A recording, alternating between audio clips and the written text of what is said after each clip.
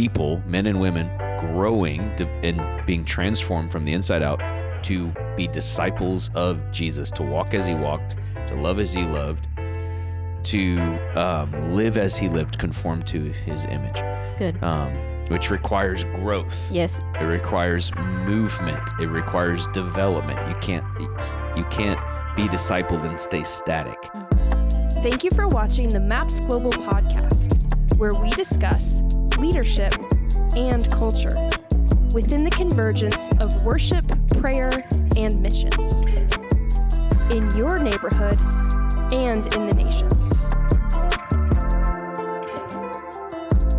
Welcome to another episode of the MAPS Global Podcast. It's me, Mimi, and the man himself, R.A. Martinez.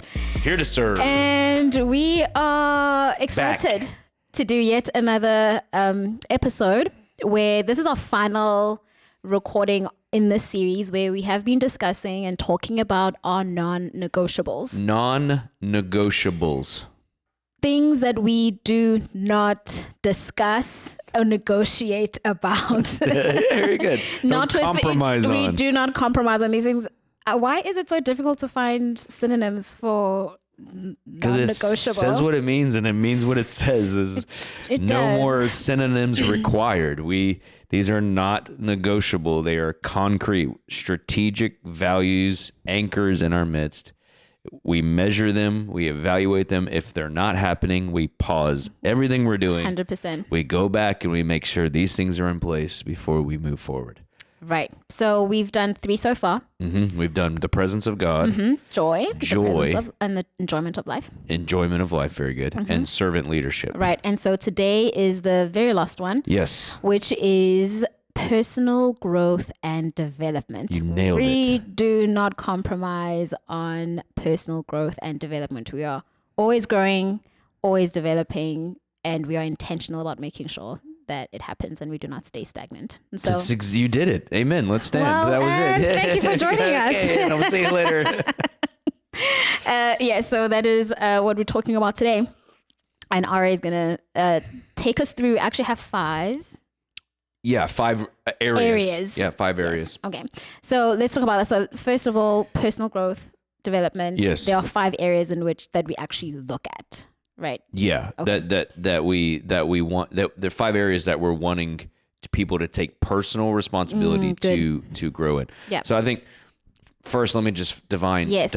personal growth and development, because that might sound maybe not as churchy language. Mm-hmm. Development's the word we use to mean discipleship. Right. The reason we don't say disciple, and I believe in discipleship, so don't leave all the angry comments.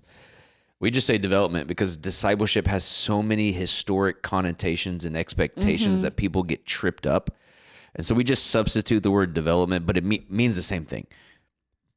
People, men and women, growing and being transformed from the inside out to be disciples of Jesus, to walk as he walked, to love as he loved, to live as he lived, conform to his image. It's good. Which requires growth. Yes. It requires movement. It requires development. You can't be discipled and stay static. Mm-hmm. You can't develop. And so all of that has forward motion in it, built into it. Now, what's important about this, the wording of this non-negotiable, is the personal part. Mm-hmm. And what we're talking about there is that it's a non-negotiable for us, for everyone that comes into MAPS must take personal responsibility for their development. Right. Doesn't mean that we're not going to shepherd, coach, but you can't invest in someone more than they're willing to invest in themselves. Mm-hmm. And so we do a lot of work with people to take personal responsibility for the areas of their life, and then we provide a lot of support on how to grow and develop. It's good. To be the healthiest version of themselves so that they can walk out the assignment God has for them. And this is a really important point. You've heard me say this before. Personal growth and development is not just a value here because we want everybody to be the best version of themselves.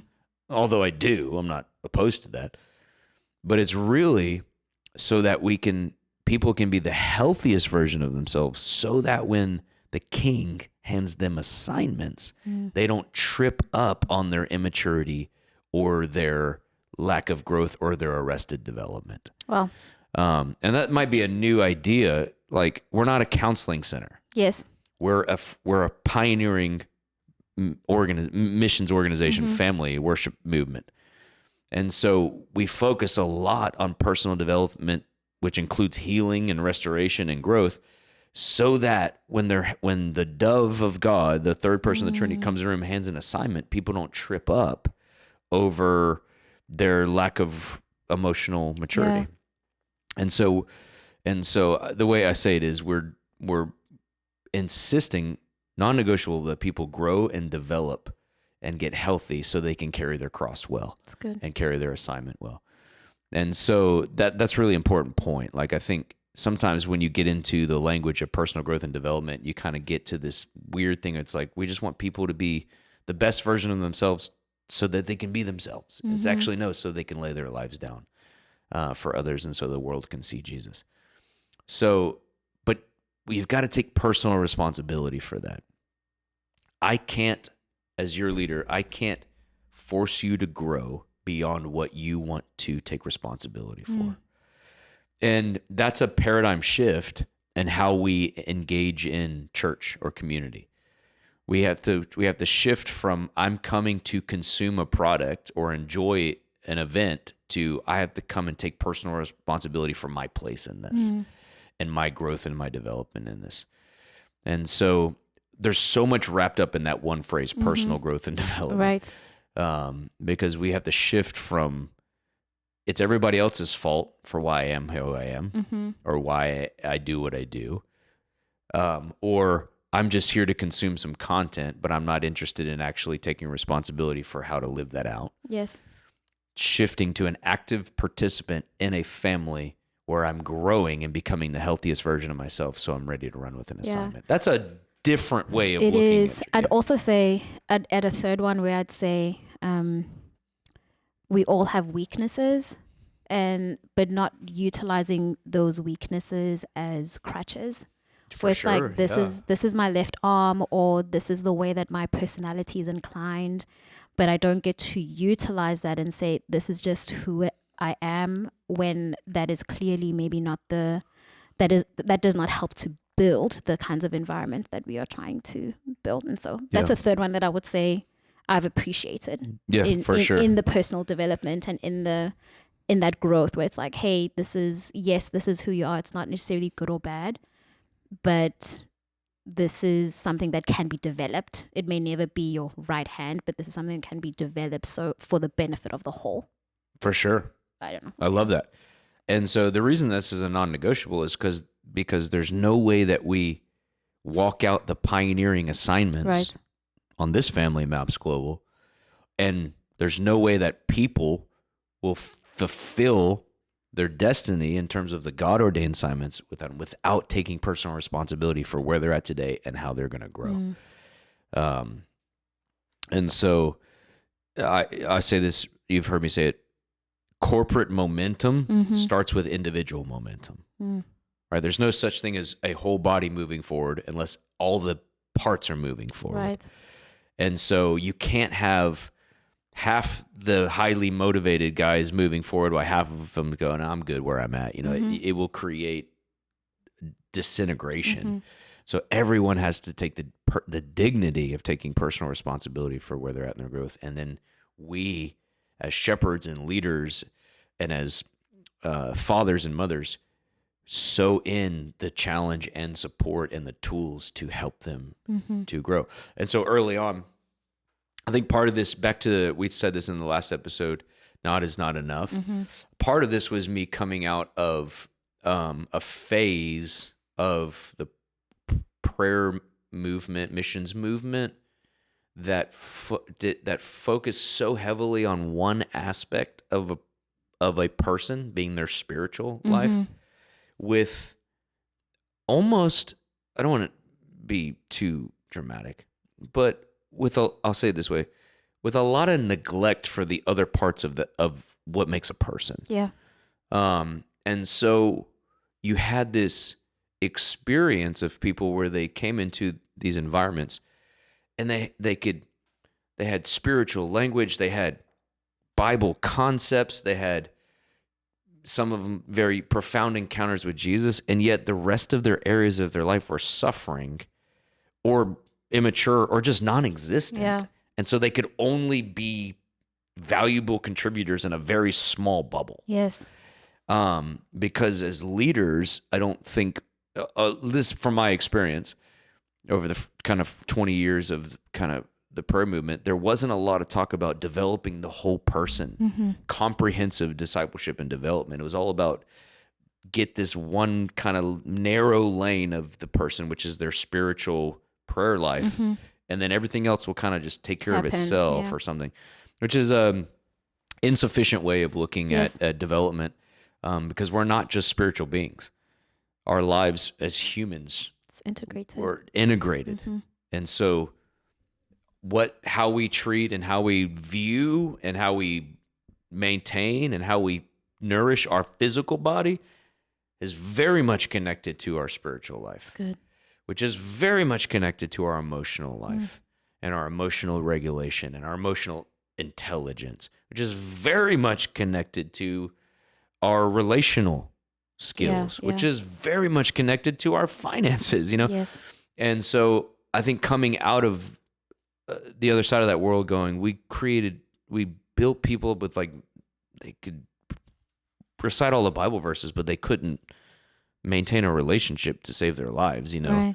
or Just enjoy life. or just enjoy life outside of a very hyper spiritual context, or their bodies are withering away in the name of being spiritual, Right. and I reject those ideas. And so we came away and said, no, what does it mean if we're going to say we're going to build an environment where people leave better than when they came? Then we've got to think about better, not just in a spiritual sense, but in a comprehensive sense. And so in those days, we started to go, well, what makes up a human being? I mean, that's really where we started. What is a human? Wow. And then what are the areas of human life that are all integrated into what we call a healthy person? And again, it's discipleship, but we call it development.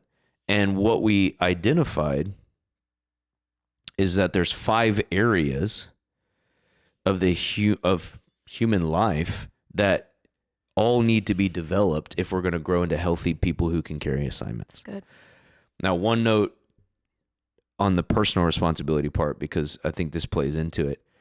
Romans 14, the reason why you must take personal responsibility for your growth and development doesn't mean you isolate yourself and go fix yourself. It just means you've got to take responsibility to come into the family and say, I'm going to own my journey and I'm going to receive what I can to move it. Yeah. And it's because Romans 14, Paul says, we will all stand before the judgment seat of God.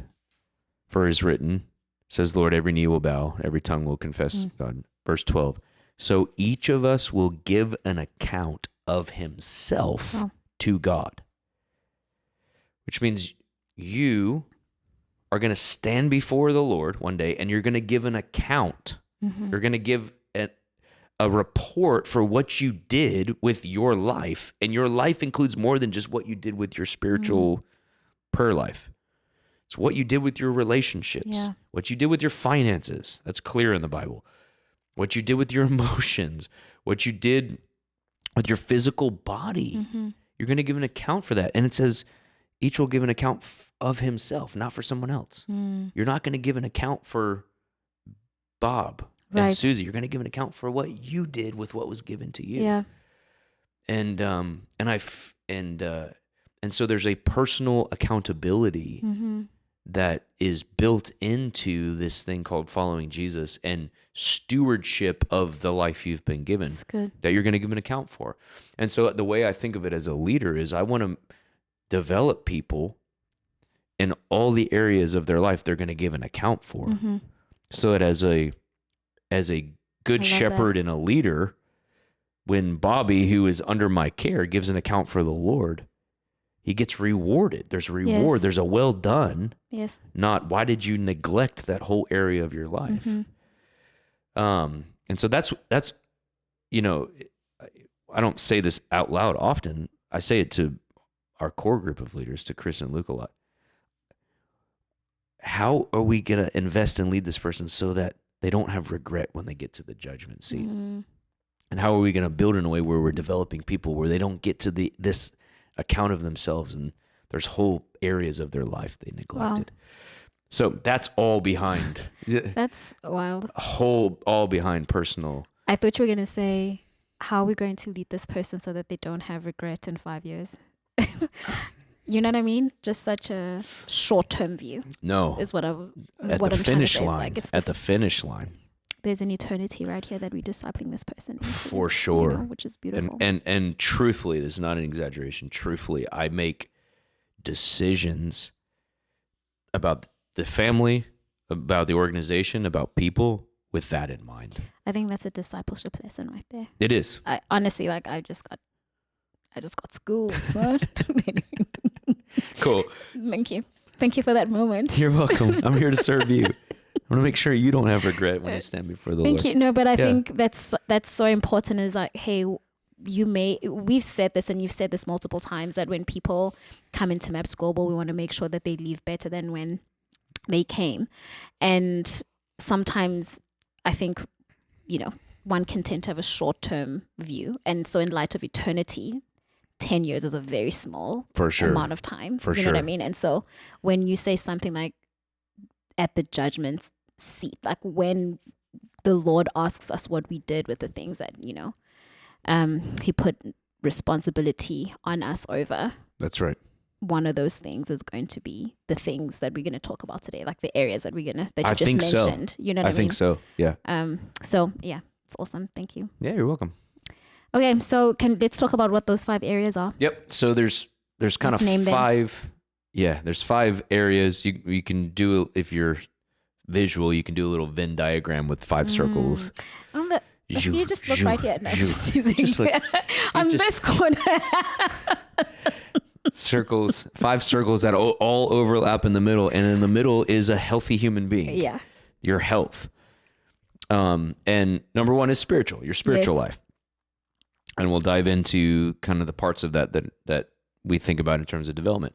Number 2 is your emotional life, your emotional life, your emotional intelligence, or your capacity to be in tune with your emotions and the emotions of others. Number 3 is relational.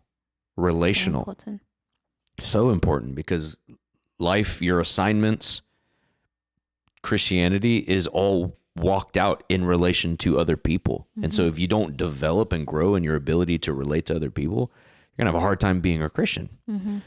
Number 4 is financial. Financial. Now that one's, I'm going to talk from the perspective of someone who's working in an American organization, in an American financial context. That one's not necessarily universal, and then 5 is physical. Your physical. When I say physical, I mean the body you've been given. And you only have one of them. You're not going to get another one. You'll get a renovated one at the judgment seat, but it'll be the one you have now, just renovated. So learn to love what Jesus loves. Not broken. Yeah. So there's the 5 areas: spiritual, emotional, relational, financial, physical. And that's what, when we say development, all the way from day 1 when a student comes into our school to someone who's a leader who's been here for years, I'm constantly thinking when I'm relating to you about how I can encourage you, equip you, challenge you in one of these areas to grow. Yes.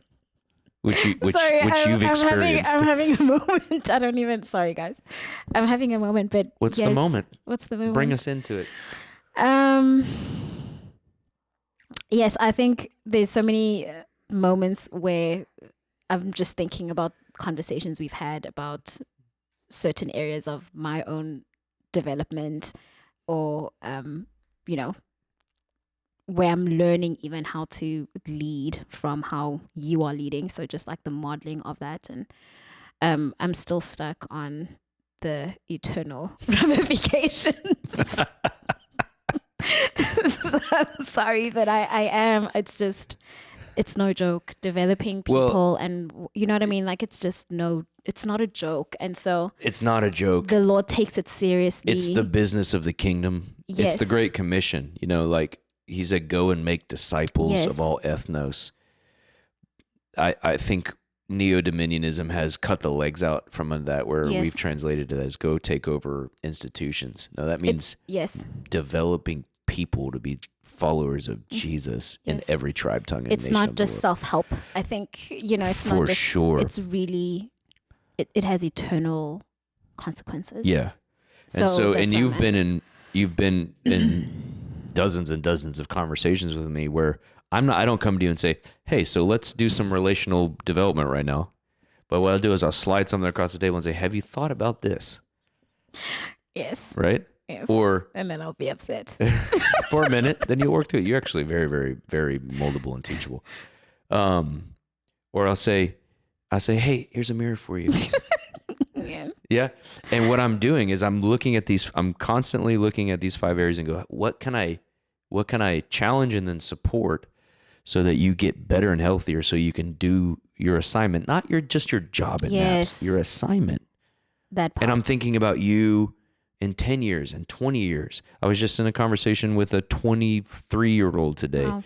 And we were into family of origin. We were into emotional health. Wow. And I was showing him, and I said, hey, if you go through this now and you get this now, your kids will grow up in an entirely different environment than you did. Mm-hmm. And their experience and their emotional health will be far ahead of where you had to start if you do this work now as a 20-year-old married guy who doesn't have any kids yet. And it was like, whoa, like there's dignity to this. It's not just I need to get better. It's when I get healthier, I'm able to do the assignment better, and other people around me experience and get more of Christ. Yes. So anyways. Yeah, that's beautiful. Anyways, I'm going to be thinking about that for a while. It's awesome. So let's talk about them one by one. Yeah. Yes. Which one did you start off with? I'd start spiritual, because that's the one I think we're most familiar with when we say discipleship is spiritual growth, spiritual formation. But again, to just push that thing all the way through. That's only one part of the human being. If we only develop that, I think it's insufficient. But when we talk about spiritual life, you've got to take personal responsibility for the condition of your heart. Yeah. In terms of the great commandment, love for God and love for other people. And then you've got to develop the disciplines or the tools to grow your awareness of God's presence and your love for Him and for other people. And so the things that I'm looking for and the way I'm looking at development, I'm thinking about someone's growth is, I don't want to just teach the Bible. I want to teach people to read the Bible. Mm. They've got to be able to eat for themselves. I say this to our congregation all the time. Randy can't read the Bible for you. Yes. What I'm doing right now for an hour on Sunday is heralding something to point you in a direction so that you can go and have a life in God in the Word. Good. And so a lot of our development in terms of spiritual formation is teaching people how to engage and how to read the Bible, how to encounter Jesus in the Bible, how to pray, read it, RWSSP, read it, write it, sing it, say it, pray it. All these things are part of the spiritual development. Yes. Life in the Word. How to pray. We just did a whole series on Sunday, the last month or two, on what is prayer. Mm-hmm. Like back to the beginning. Just because we're a prayer people doesn't mean we know how to pray, exactly. Right? And how to engage in a life of moment-to-moment communion and how to be in a conversation with God. And it was, so much great feedback because people were going, hey, like prayer, a life of prayer is not something you can just absorb by osmosis. Mm-hmm. You have to develop it. Yeah. You have to take personal responsibility for your prayer life and put attention to it. communing with the Holy Spirit, communing with Jesus, the moment to moment. I said this earlier, the cultivation of the awareness of his presence. And I think a sign of maturity as we're developing people is that they don't see themselves as leaving God's presence when they leave the prayer room. Yes. They're walking moment to moment like Jesus did with the Father. I think in spiritual you have the assignments and the ability and cultivating hearing God's voice, not only in the Word but in all the ways He speaks. These are all things that we're actively. I'm just thinking about from day one in our school or day one walking into our church here or any of our bases. From day one, as someone goes on a developmental journey, they're going to get challenge and support in all of those areas as they grow in love for God and love for people. Yeah. And I was thinking along those lines too, that there's the ways in which we cultivate that in those, we build it in the different environments that we in. So you get it in MGS when you're in the MAPS Global School. You get it when you go to church. You get it in living rooms. You get it at culture meeting. Living rooms is our small groups. Yes, our small groups through the church. So it's infused into our rhythm of life. It's not something that has we only do it at this time or go and find it outside of the spiritual family. It's, it's personal. That's right. And the way we've built it is that you won't grow unless you take personal responsibility to engage. Yes. It's good. Yeah. So you could put body life in there, but I put it down to relational. So that's number one. So number two, emotional. So we're not only spiritual beings, we're emotional beings. And so part of our development is learning how to attune to our emotions, and then learning how to steward our emotions and then regulate our emotions. And which means that to become more emotionally healthy, you're going to have to do the work to understand what informs the way you relate to your emotions, which a lot of that's family of origin, the way that you grew up, the context of your family and how they related to emotions. Yes. Whether you grew up in a family where all the emotions were expressed at all time in the loudest way, or extreme opposite, all your emotions were suppressed, and if you showed any emotion, it was weakness. Yeah. That will then carry over. That's the nurture part of your development that you got through childhood. And so when you become an adult, you can be a 30-year-old man, but you could be emotionally stuck at 8 years old 100%. Because you cried one time and your dad said, "Men don't cry." Yep. Or whatever. And so to grow to that circle in the Venn diagram, to grow it out healthy, you're going to have to go back into your family of origin, which is scary for some people. So hard. Recognize those tendencies and patterns, and then within the healthy community, start to work through what is a healthy way to express my emotions, tune to my emotions, express my emotions, regulate my emotions, which means in a healthy environment and in our environment, you can't hide your trauma. It is very hard to hide your trauma in MAPS because a non-negotiable is personal growth and development, which means we got to go back and identify what was wounded or broken or what was arrested there in terms of development. And then how do we get healed and move forward in that? Right. Because whether you know it or not, you are relating to yourself and other people through your traumas. Yes. If you don't go back and recognize, name those, and then work to process and heal them, you're relating to everybody through your traumas, and it's spilling out on everybody. Right. Everyone sees it. There's no shame there, but everybody sees it. But you might not even know that it's 100%. The lens you're working through. And so family of origin traumas, cultural, a lot of cultural. What I mean by culture, I mean different ethnic cultures experience emotions in different ways. Yes. I was just in a meeting with a 24-year-old, and he was talking about, he's from Eastern Europe, and he's like, this country, I won't say that. So this country, the way that men are is this, and now I'm trying to be that way, but it's hurting my wife. And I go, that thing's been crucified. Now let's go back and work through what is a healthy way to relate to your emotions, not just the Eastern European What way you've to do it. known, yeah. Exactly. Not even the American way. And we talk Right. about this because you coming from South Africa run into American presumptions and ways of doing things that we don't even see unless there's a mirror there. Somebody Yeah. else goes, why do you do it that way? Yeah. You know, it's not right or wrong. It's just different. Yeah. All of that goes into emotional health. And what I love about this is, I don't know, I'm not necessarily going to read it out. It's not a traditionally spiritual way of healing and growing, right? This is it's psychological. What is it called? Yeah, it's like it's psychology books that talk about this. It's not necessarily Yeah. I think a huge tool for us has been Emotionally Healthy Spirituality by Pete Scazzero. Yeah, it's been powerful, but I also want to say there are many people talking about it in just the, hey, you need to engage with this. Even people that don't know the Lord. What Totally. I do love is that we do include the Holy Spirit into it. For sure. Yes, so it is nestled for sure in the Lord and in And the it's Bible. unto Yes. following Jesus and his assignments Yes. for you.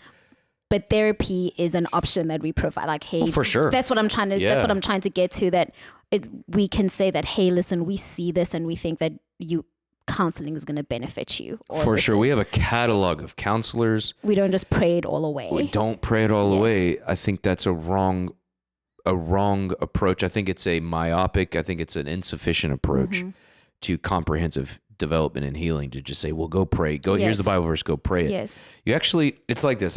It's like if, you bought a new car recently, you got, and the thing breaks down on the side of the highway and you go, well, you know what? I'm just going to pray for it to be better. And it's like, no, you actually need to take it to someone who's skilled, who Right. can open up the hood, who can look inside, who knows all the components and can show you the thing that needs to be fixed Yes. and then give you the pathway to fix it in the context of a prayerful life. Yes, 100%. So that you can follow Jesus. And so our approach for therapists and counselors, and we have a broad catalog of them because there's so many different arenas that people need counseling in, right? Everything from marriage counseling to sexual brokenness to relational trauma to just life coaching. Yeah. All of that's in our catalog Yeah. of counselors. And the reason we have a catalog of counselors is because myself or Chris as pastors, we don't assume that we have the answers or the skills to answer all those questions. Yes. I mean, how arrogant if I'm your pastor, I'm your counselor, I'm your therapist, I'm your your boss, and I mean, it's like I don't need to be all those things Right. today. I want to be the person that's helping get the people the right tools and the Yes. right support so that they can be the healthiest Yes. that they can be. So we have catalogs of counselors, and we, as people come into our environment, we go, hey, we're recognizing this emotional deficiency. Here's a couple things we can help. You might want to go Yes. talk with this kind of counselor Yes. to deal with this. Could be childhood trauma. Right. And then we track with them on that developmental journey. It's good. It's really important. I think we need to really move away from the days where the pastor has to be all things and have all the answers to it, and start building networks and coalition of skilled people to help. Because especially in the 21st century, the plethora, the spectrum of brokenness, Yes. it's just way beyond our skill set as pastors Yes. to deal with. Yeah. So It's good. emotional health has to do with understanding your stress triggers, Yes. self-awareness. What is it? Do you know what it's like on the other side of you? If you don't, then probably people are experiencing something different than what you think they're experiencing. So you got to do that work. And we do training in all of this, right? So I'll wrap this section up by quoting Pete Scazzero. He says, you cannot be spiritually mature if you're emotionally immature. Right. And I have found that to be 100% true. I would agree. If we just pursue spiritual growth disconnected from emotional health, we might be able to quote 10 Bible verses, but Yes. we're completely disconnected from reality. Yes. So, second sphere in our big Venn diagram of personal growth and development is emotional health. Yes. And then we've got number 3. Relational. Relational. So this is kind of the external outworking of emotional health. Emotional health has a lot to do with what's going on internally. Then relational is then how do you relate to other people? Yeah. And we do a lot of work on this. We do a lot of work in terms of developmental. When I say relational, I mean, do you know how to form and keep meaningful relationships in your life? Number 1. And then do you know how to relate to others that are not like you? Number 2. And then number 3, do you know how to resolve conflict when it happens between you and another person? Wow. That's what I mean by relational health. If you don't know how to nurture and keep long-standing friendships, you might have some relational immaturity. Wow. If you don't know how to relate to people that are different than you, you might have some relational immaturity. If all your friends act like you, look like you, talk like you, listen to the same things you, eat the same things you, might be just living in a bubble of your own mirrors, your own self-reflection. These are such good specific questions. Yay. So how's your relational health? Good. Okay, great. What was the last conflict you had with someone and how did you resolve it? And then do you know how to resolve relational Yes, who's conflicts? someone that's so different to you and how are you learning to get along with them? Like these are just such specific questions that would help me so much. But these are discipleship questions. Welcome to my counseling session, everybody. Yes. These are discipleship questions. Yes, this is so good. So we've had these conversations. I don't ask it in that way. I come around and say, "Hey, have you thought?" Yes. We did this maybe a month ago. Hey, how are you relating to these kind of people that are coming, right? Yes. Well, you had to work. We worked through 2 weeks. I can't even remember this conversation, but it sounds like a conversation we would have. Yes. And what I was asking is, are you able to? Because I was watching you. I won't give you the specific. I won't uncover you here. Please don't. I won't. But I was watching you. I was watching you internally wrestle with a new demographic of people coming into MAPS. Okay, I remember this. Yeah. And you thought you were just handling it well. And I was, as your pastor and you're someone who loves you, going, hey. Yeah, we needed to take a walk. So we took a walk. And I said, how are you relating to these people? Yeah. Right? And what it came down to is there was a core fear. Yes. Yeah. So anyways, that's development. That's discipleship. I didn't go, have you prayed this prayer over and broken that thing? I just said, hey, this is something to grow in. Yes. Right. So, so I gave you those 3 broad categories. That has to do with communication. Do you know how to communicate in a way that other people understand? That's a relational skill. I think it would be immature, relationally immature, to think that everyone understands you when you talk in the way you want to talk. Right? You've got to learn to speak other people's languages. Heart languages. You've got to learn how to communicate to personalities that receive data different than you. Yep. Otherwise, it's immature and you won't develop deep and long-lasting relationships. Because the typical is this is how I communicate. So and you have to learn to understand the way that I communicate. And if you don't do that, then that's your fault. Do you hear the presumption in that, Yes. though? Yeah, I mean, versus great. You won't have very many friends. for myself yeah, and saying, totally. Yeah, and then are you aware of your relational tank in terms of equity? If you're an introvert, you're not going to have 100 best friends. So are you deeply invested in the 5? If you're an extrovert, be careful that you don't spread yourself with 100 best friends where you have 100 great friends, but none of them know you deeply. And so these are all in self-awareness and relational health. Boundaries. Boundaries are such an important part of relational health, relational maturity. Do you know how to set appropriate boundaries for yourself with other people and different types of people? Do you know how to say no? Do you know how to say yes? Do you know how to say, hey, this is not good for me? Do you know how to say, hey, you're infringing upon something that's personal? Yeah. All these things, these are very normal and right and healthy things, but these are things that nobody's teaching in church. Right. We kind of covered up with a bunch of spiritual language of like, well, community.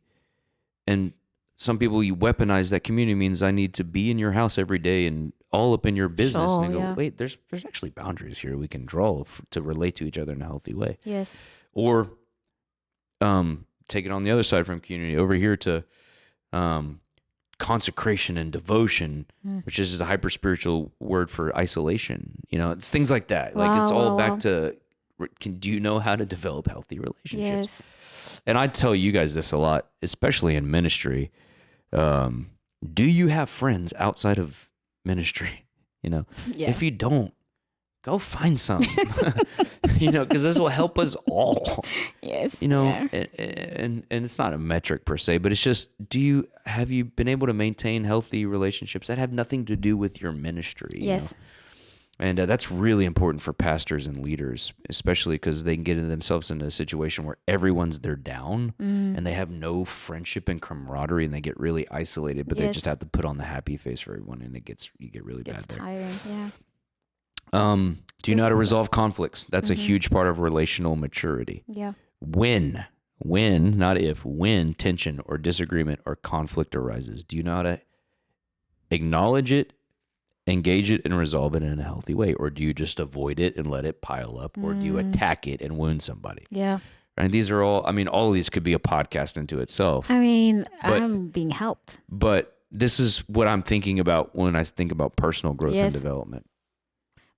I think one of the things, as you speaking and even just naming specific examples, it's sometimes being specific is the helpful thing. Totally. That you can do when you're having these conversations in discipleship and mentorship and development. It's just, okay, so you're doing well, but how are these KPIs right now? I'll give you another big one. You know this because we had this conversation on the leadership level. I haven't actually started talking about this publicly, but I think a huge part of relational maturity, bless you. Thank you. A huge part of relational maturity, and touches emotional too, but we'll put it in the relational bucket, is how to handle a sexual attraction in a healthy way. So good. And, you know, I think this has been such a deficiency in the church world, and especially in the hyper spiritual charismatic world, where we only have one word for sexual attraction, and it's lust. And so that means every attraction is automatically sinful. And so shame wraps around it and just lives in all these shame closets. And Maybe there's actually should do a podcast on that. yeah, it's brewing. It's a massive issue. A lot of it's the result of purity culture. My wife and I did a podcast on that a couple years ago. But the point is, and so we have a bunch of people who don't know how to relate to the opposite sex or don't know how to handle normal, right, and natural human attraction between people. Right. And so they're locked up and they don't know how to work with or be in environments with other people, or just process through and rightly go, that's an attraction. That's what it is. Great. Yes. And then I can move forward. They get locked up in shame. And then you create these really weird environments in church that are just oppressive and weird. So anyways, and unhealthy. I don't want to go down that. Yeah, that's not this podcast. But I think that's a huge part of relational development and maturity that we've got to really help people in, is how to relate to the opposite sex, or how to just handle normal human and right attractions in a way that honors God and other people, instead of suppressing and shutting down all attraction for the sake of purity. Okay. 4, that's a whole podcast. Okay. 4 is financial. This is the one I'll take the least amount of time on because it can be so contextual. Okay.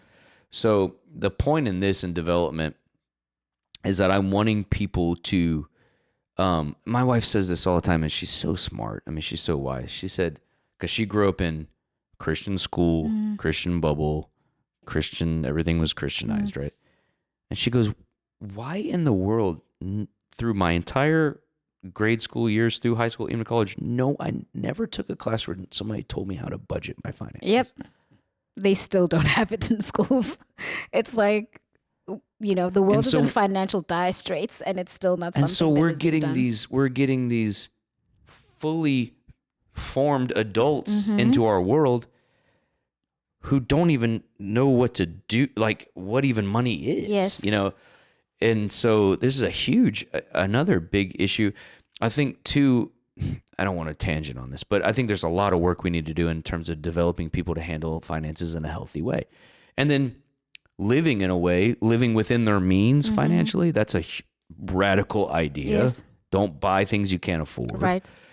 And two, knowing how to handle money in a way that's useful for God's purposes and useful to be viable. Like, and so there's two spectrums here I won't dive into, but then there's the poverty mindset where if I'm in ministry, I must be poor, which is a lie from the pit of hell. And then there's the prosperity mindset over here that the gospel promises me wealth, and that's a lie from the pit of hell. And so we're dealing with these two things, and all these people are coming in and they're going, what do I do with money and salaries and insurance? And I mean, we're literally like having to explain to people how health insurance works. Yes. And so it's just a huge part of the development in our world that we spend a lot. You spend a lot because you're the director of HR. You spend so much time just helping people with, and this is not a condescending way. It's part of our investment in their development. Yes, it's necessary. We've opened retirement plans for all of our staff. That half of them, it wasn't even on. They didn't even know that was a thing. You know, because they're not thinking financially about 30, 40 years. And anyway, so it's a huge part of us, even how we set up our financial system and how we pay salaries and things are just, we're trying to work against the financial immaturity that's been in the prayer and missions movement. Yes. And I'll just say this, the financial exploitation that's been in the prayer and missions movement in the last 20, 30 years. So enough on that. Let's go to the last one. That's Number great. 5, physical. That's your last circle, physical. And that is your body. That's your body. That is the thing that you live in every single day. And there's just been such a neglect for a number of reasons. One, there's the hyper spiritual neglect of the body, which is, it has Gnostic overtones of like everything truly spiritual is not physical, right? And which is, I reject that because that's not how Jesus sees it. There's also over here, coming out of a different part of the body of Christ, so much shame and condemnation and dirtiness attached to the body. Well, self-hatred, shame over like how you're made, how you you're look, made, your sexuality. And so you have these people who spiritually, you know, they can prophesy, they can pray, they can move in power, but they're just physically unhealthy. And I just want to say that kind of lifestyle has an expiration date to it. I think as much as everybody's body is different, so you can't, the metrics here are more how are you than is this what you're doing? You know what I'm saying? Like in terms of the details, because the way that you might stay healthy is different than me. Or the way that your body and the chemicals in your body work as a woman are different than mine as a man. But the point is this, your spiritual life, your emotional life is dynamically connected to your physical body. We're integrated beings. Good. We're not separate beings. And so you're going to feel emotionally a certain way if you're never exercising. Yes. Period. Yes. Now, exercise for you might look different than me, which looks different. Some people are runners. I'm not a runner. That doesn't help me. I don't like it. Doesn't make me, none of these things. I lift, right? Other people play sports. Your body needs to move because your body, and we could do another whole podcast on this, but for the sake of time, you keep stress in your body. Yeah. When you start stressing on things, it stays in your body. And if you don't find a healthy way through exercise and some physical activity to get that stress out of your body, it will find a way out in an unhealthy way. Yes. Let me just say that really clearly to you. If you don't figure out how to get that stress out of your body in a healthy way through physical activity and exercise, it will come out in an unhealthy way, being a coping mechanism that will not be healthy for you. Period. Because you're an integrated being. Yeah. Stress is not just an emotion, it's a physical manifestation. It needs an outlet. It has to come out. And so you've got to figure out the best way for you to get that stress out of your body through physical, some sort of physical. And I realize that not everybody's physical capabilities are the same, right? Yes. Obviously. But you've got to figure out how to do it. And what you put into your body, i.e. your diet, is going to dynamically affect your emotions, which will then dynamically affect your spiritual life, which will then dynamically affect your relationships. You know, that's how we need to be thinking about things. Yeah. What I eat is going to, when it goes down and nourishes my body, it's going to affect my spiritual life, my emotional life, my relationships, right? If I'm just eating really stuff that's bad for me or stuff that doesn't work right with my body and I feel stomach aches all day, then I'm going to be cranky towards you. Yeah. Not because I'm relationally unhealthy, it's because I'm in pain. Right. Do you see what I mean here? Like we're integrated beings. And so diet, exercise, sun, That's outside. I think it's like this plague of the prayer movement where everybody's locked inside. We got to get outside. We got to get sun. We got to enjoy God in all of creation so that we can run with a prayer assignment well. Eyes, ears, muscles, joints, digestives, all these parts we've got to pay attention to. As one of our leaders says, I think she borrowed it from somewhere, I don't fully know where. She says, the body is a prophet. Wow. If your body is hurting or experiencing physical ailments, it's not always a demon. Yes. Sometimes it's telling you need to make changes. Yes. And so you need to listen to it. You need to listen to your body, and you need to treat your body with honor and respect and give it the attention it needs so that the rest of your life can flourish. So don't neglect your physical body. Kindly cherish it and nourish it, which was the expectation for Paul in Ephesians 5. He said to treat our wives, husbands, treat your wife and love him as your own body. For no one hates his own body, but nourishes it and cherishes it. Like Paul's understanding of how we relate to our body is we're kind to it and we love it and we nourish it and we take care of it. And so I think we need to really recover, especially in the prayer, prophetic, missions, spiritual world. We need to recover a loving kindness and nourishment of our bodies. So good. Through exercise and things. So we always, we're in meetings all the time going, hey, what are you doing for fun? What are you doing for exercise? You roller skate, right? Yeah, I skate. Yeah. Sometimes, never mind. No, I'm not going to say it. And there's run clubs around Maps. There's pickleball clubs. There's everything, you know. And it's not necessarily that we're promoting those things as an end, but it's a means to an end. The end is a healthy, integrated life. Yes. I was going to mention that. I was going to say in all of these 5 areas, I can point to something that we do to cultivate and to champion that. Because I think that's another thing. It's the reason I started roller skating is because I was sitting with, Randy and Luke, and they were asking me, like, what are you doing for fun? I wasn't doing anything. As what are you doing to decompress, And they were like, I was like, well, I've always wanted to do skate. They're like, go and get yourself a pair of skates and go skating. Yes. And so that's what I do to decompress, but it's not necessarily to get stress out of your body. Yes, I do it to actually, but you know what? I actually just need a little bit of endorphins right now, and this makes me happy. Totally. And so I'm going to put on my wheels and I'm just going to roll around. Totally. And even sometimes I do it in the middle of my day. That's what I was going to say. Sometimes I just need, but all that to say, I think what I love about all of these things is there's a space that we've cultivated, but within, again, our ethos and our rhythm of life where this is celebrated. It's not, people aren't keeping it to themselves. It builds community. There's a lot of people that are making friendships from these things that they are doing to strengthen their physical bodies, to decompress, to, strengthen their emotional well-being, all of that kind of stuff.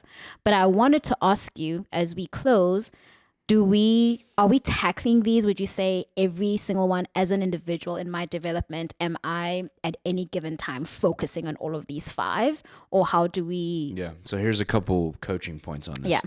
First of all, for all of you, big picture, take the world, eat the whole cow at once. You need to set measurable goals in each of these categories 1 or 2, not 10, measurable goals that you can report back to yourself in 30 to 60 days whether you've made progress. Not in 10 years, I'm going to lose 100 pounds, whatever. 60 days. You got to take it bite size. Otherwise, we got to get out of New Year's resolutions on this where it's like, for this whole year, I'm going to be, and you quit after 3 weeks. Right. 30 days, set measurable goals in each of these areas. And then what you'll notice, and that's where you need feedback loops. You'll notice, hey, one of these areas is I'm not giving enough attention to, or I'm suffering, or the Lord through other people is highlighting. Then you might, in your financial, you might say, well, you know what? I'll just take one goal here, and then I need to put actually 3 goals over here towards relational now, because that's really being highlighted. So it's a dance in development. It's not, it's not just here's all the categories I need to hit. It's noticing and being aware of what's being brought to your attention in each season, and then moving your energy and focus. You can't focus on all of them the same simultaneously. That's impossible. So from season to season, you set measurable goals, you listen to the feedback around you, and you go, okay, for this season, I'm really going to put energy towards more goals in this area. Maintain, don't just neglect your physical health to focus on your emotions. But you do the cost benefit analysis, right? You do because you have limits. You only have so much awake time and energy, and you go, okay, how much am I going to focus on that in this next 60 days? Good. Then you measure it, and you got to be honest with yourself, right? And that's where you get this is why it's a non-negotiable in our culture, because when you set those goals, then you say, like, I ask you, hey, you've been skating lately? Like, and if you go, no, I've just been too busy for work, what do I tell you? Go skate. What are you doing? It's like, stop working. Dude, just go skate. Take a vacation. This is This is non-negotiable, right? Because I'm not going to get the healthiest version of Mimi in a year if you neglect one of these areas for work. Yes. It's a conversation that we always have. Anyways, but it's for you, like parents. It's a great answer. Your kids are not going to get the best version of you if you're neglecting these things in the name of work or in the name of being a parent. That's that's a whole nother podcast. Like, well, I'm just too busy because I'm a parent. Well, then you're too busy to give a healthy version to your kids. Like, you might need to rearrange some stuff so you're actually able to get better, healthier, so your kids get a healthier version with you, which will be better for them long term. So for leaders then, how do we support the people that we're developing? It's like we're asking the hard questions. No. Number one. Don't ask the hard questions. Yes. But that's a skip. Oh. Don't skip the first thing. Okay. The first thing as a leader, you have to do these things and become these things. So good. Because you can't impart and disciple and develop someone that you're not becoming. So you become a leader worth following before you develop leaders worth following. So as a leader, I would say to you, take personal responsibility for this. Don't skip out because you're the top guy or you got so much pressure. That much more you need to be focusing on these things. And then create an environment where you're asking these questions, celebrating the answers, providing support for people to develop and grow on these areas. Don't neglect them. And then 3, create environments and things in your around you and in your world where people can express those things, right? And so, and that's where you said all around. I can see how these things. I might not say this is our non-negotiable personal development, but it's because it's a non-negotiable. It's informing all of these different things that I told you before this podcast. Oh, you're going to recognize 20 things we do in this podcast that you might not realize is coming from this non-negotiable. Yes. Yeah. Well, thank you. Cool. So helpful. Let's get better. I've written a lot of things. Yes. Let's get better. Yes. You're such an amazing leader. Time to get better. Thank you. Yeah. Hashtag. Thank you for joining us. We hope that this has been as helpful for you as it has been for me.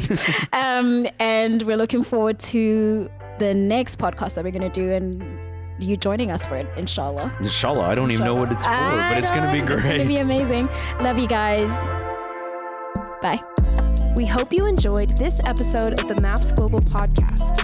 Make sure to subscribe to this channel and check out previous episodes. Have you seen our 50 Hours documentary? Watch it now. And don't forget to sign up for our email newsletters.